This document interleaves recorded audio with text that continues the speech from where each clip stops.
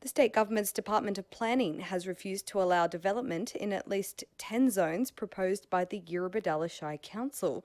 As part of its rural land strategy, Council had proposed to increase lot size and change zoning in some areas to allow rural landowners to diversify. However, the Department of Planning says it's amended Council's proposed local environment plan to protect Eurobodalla residents from the threat of bushfires. As you heard on this program recently, the long-running saga of the Eurobodalla rural land strategy has taken another twist, with the revelation that the document the council signed off on is not the same as the one the planning minister signed off. Well, for several weeks, council staff have been looking at the impact of the planning department's changes, and now it seems there are some landholders who won't be able to build homes on their own land. Last week, the department told us amendments were made to protect Eurobodalla residents from the threat of bushfires. The Eurobodalla Mayor, Councillor Liz Innes, joins us now. Mayor Liz Innes, good morning. Good morning, Simon. How are you this morning? I'm very well, thanks. So tell us about, I guess, overall your reaction to what the department sent back with the minister's signature. You're disappointed? Well, I think that you could safely say, Simon, that after 8 years of working solidly on this and, 11 years of built lead up to Eurobodalla working on this project together as a community, disappointment would be putting it fairly mildly. And what situation, who is in the situation now of, previously thinking that they would be able to build a home on their land, but it turns out they can't?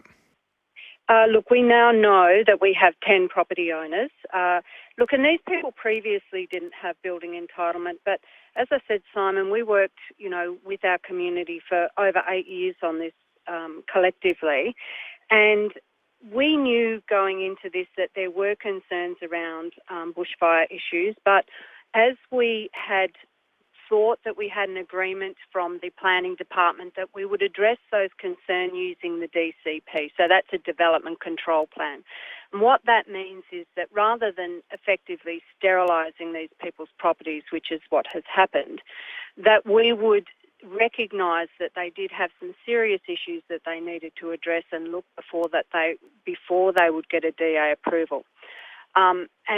That didn't mean that they would automatically get approval. It means that they would have to work with us through some pretty onerous issues around safety, which is, ultimately what we all need to see.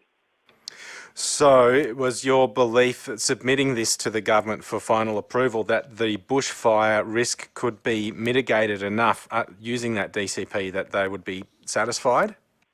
Look, we wouldn't have known, Simon. What that would mean is that people would at least have the right to put in a development application, and then we would have to go through that process of addressing the concerns that obviously had been identified. And I think that was an entirely reasonable solution. It was one that we at Council believed that we had, come to an agreement with after many meetings, and I myself was at one of those meetings, and my understanding coming out of that was that we had reached an agreement that this was the best way forward to deal with it. So, look, I'm really disappointed. And Simon, anyone that knows myself in particular knows that I will always stand up for our landowners, particularly our rural landowners, but that's across the board, because I believe that people should at least have the right to be able to put in a development application and go forward and have an expectation that they can dwell and live on their properties. But, look, we did have an incredible outcome. To keep it in perspective, there's 38,000 hectares of rural lands, that allows for roughly 120 new lots and 250 new dwellings. So that is a really good outcome. The other thing that's incredibly, promising is some of the potential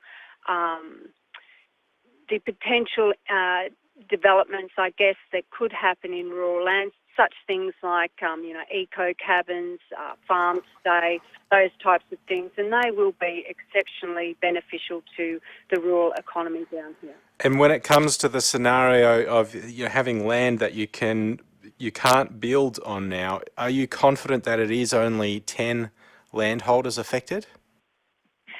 Well, it was 10 landowners that through this process were had an expectation that after this process was done that they would be given a building entitlement due to, the work that we had done on minimum lot sizing. But that's not to say, Simon, that there are a number of lots across the Shire that previously did not have a building entitlement that still do not have a building entitlement. And that's something that, I guess, going forward, none of these plans, LEPs, DCPs, are set in concrete. These are things that are up for review, as they should be. And I believe, Simon, that going forward, we are going to have to seriously, once the dust settles, now is not the time to be talking about how we address, the issue of fire and people living on the bush interface. But it's not just rural lands this is affected, and I think it is a conversation that as a community we are going to have to, seriously have a intense conversation around. Some other issues that have come back in the document that the state government signed off on, I understand there are some implications for people wanting to build boat sheds. Well, look, and that was one of the anomalies that we picked up inadvertently. The state government said, well, you could put boat sheds up without any approval process, and that obviously is not something that council would support. So, look, they've changed and fixed that up. There were other issues, Simon, with the mapping. The mapping that they sent back to us was, like the cadasters and things didn't line up. We've identified that and we've agreed that, we'll work with the department to make sure that's fixed up.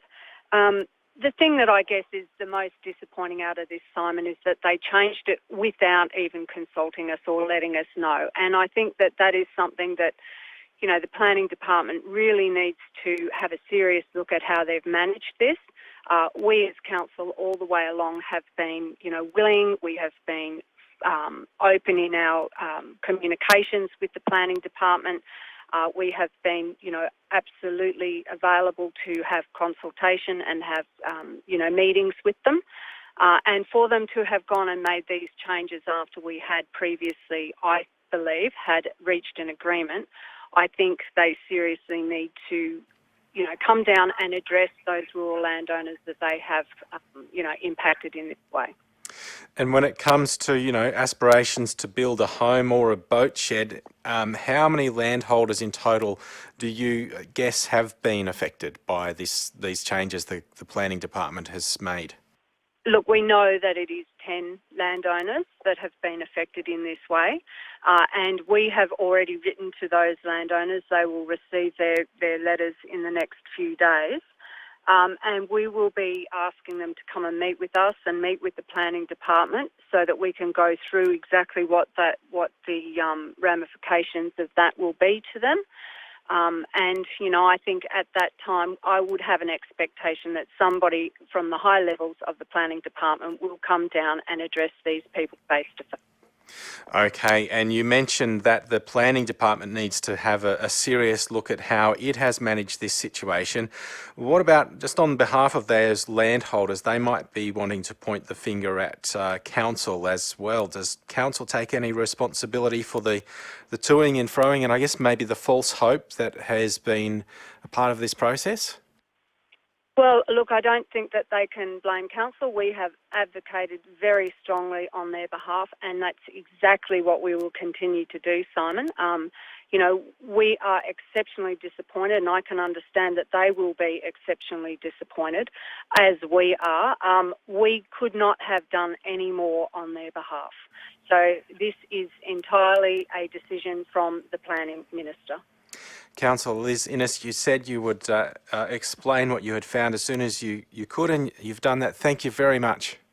Look, that's no problem, Simon. And, let's not lose total sight of the incredible outcome that this LEP has delivered for our rural sector, albeit that for those 10 landowners, it's exceptionally disappointed. And as I said, we will continue to liaise and work with those people going forward. Thanks, Councillor Liz Innes. The Eurobodalla Mayor Councillor Liz Innes there explaining her disappointment and astonishment, as well as at what came back from the planning department after the council signed off on the rural land strategy, and the planning department making some changes which mean that there's 10 landholders who won't be able to build homes or boat sheds where under the council's plan they would have been allowed to do that.